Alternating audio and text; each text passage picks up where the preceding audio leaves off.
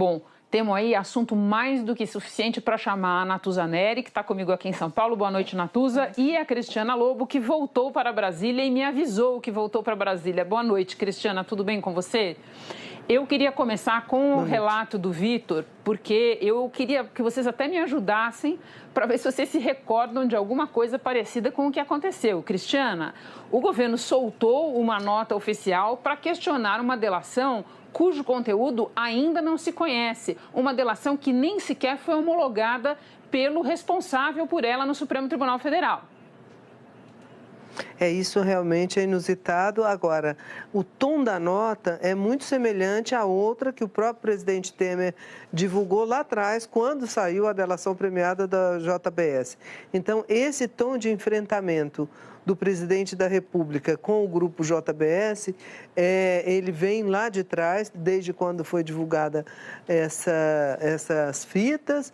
Agora, a réplica e a tréplica de hoje realmente são acima do padrão para qualquer pessoa, porque enquanto o presidente chama Joesley Batista de grampeador-geral da República, o outro chama o presidente da República de ladrão-mor da República. Enfim, ainda bem que estamos à noite e não temos crianças ouvindo, porque realmente isso não é um tom nem de um debate político, nem de uma defesa que se faça.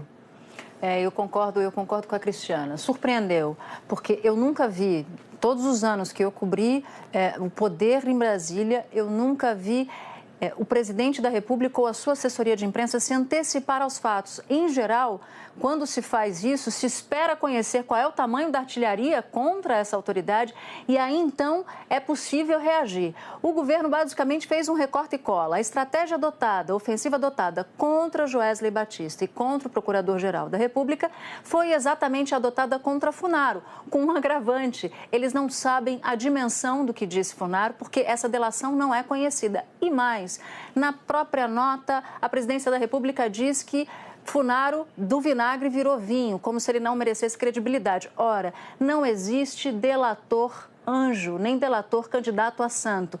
Para ser delator, é preciso ter cometido um crime lá atrás. Portanto, todo delator foi um criminoso anteriormente. Então, evidentemente que não faz sentido agora o governo dizer que se surpreende com o fato desse delator ter mudado de opinião e agora resolvido entregar o presidente da República. E a Cris tem razão quando o governo se submete a esse tipo de ação, que me parece um pouco desesperada, ele está esgrimando com aquele que ele chama de criminoso. Sim. E esse é um problema. Aí corre...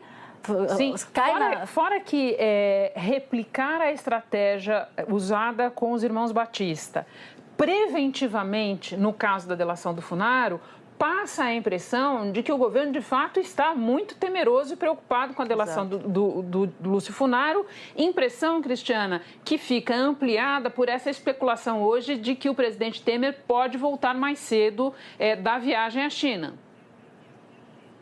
Eu acho que sim, Renata, porque, embora o argumento seja o de que ele precisa participar aqui em Brasília da votação da meta de superávit, que ficou para a semana que vem, terça-feira, é o mesmo público, o público que vai votar a meta de superávit é o público que ele espera que, mais uma vez, rejeite a denúncia que ainda será oferecida contra ele, que a gente não conhece os termos. Eu acho que, de fato, o presidente Temer, ele é uma pessoa que, na vida política, ao longo da vida política dele, é uma pessoa afável, esses gestos com a mão, mas num tom suave. Isso me parece que tira ele do sério. Eu não reconheço no histórico das conversas que a gente tem, das entrevistas que fez com ele, o tom de uma nota dessa nem da anterior. Então, para mim, é assunto que tira ele do sério, porque não me parece uma pessoa tão dura nas respostas, mal comparando ou bem comparando, eu nem sei dizer. A gente se lembra de Antônio Carlos Magalhães, que no tempo todo ele rodava alto, né? Na crítica, ele sempre estava num tom acima. Temer sempre esteve num tom abaixo. E na condição de presidente da República, adota um tom dessa magnitude, desse tamanho, me parece que é algo que realmente tira ele do sério e que, então, a melhor defesa pode ser o ataque. Queria fazer 2 registros aqui. Nós vimos todo o relato do Vladimir Neto a respeito de novidades na delação da JBS.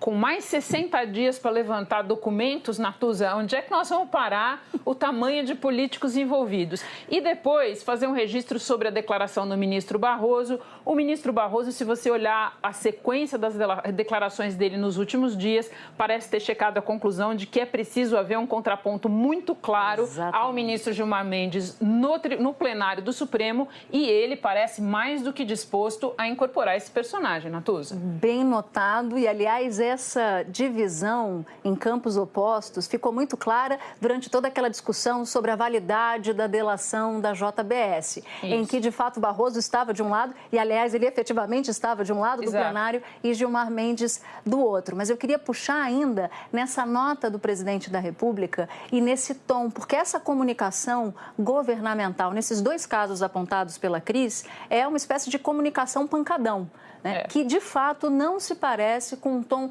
em geral, mais sóbrio do presidente da República. Agora, é um clássico, não só no caso da delação da JBS, nem dessa vindoura de Funaro, o acusado se virar contra o acusador e não explicar a acusação, porque o presidente da República deu muito poucas explicações sobre aquela fatídica noite daquele fatídico diálogo, por exemplo. Isso mesmo.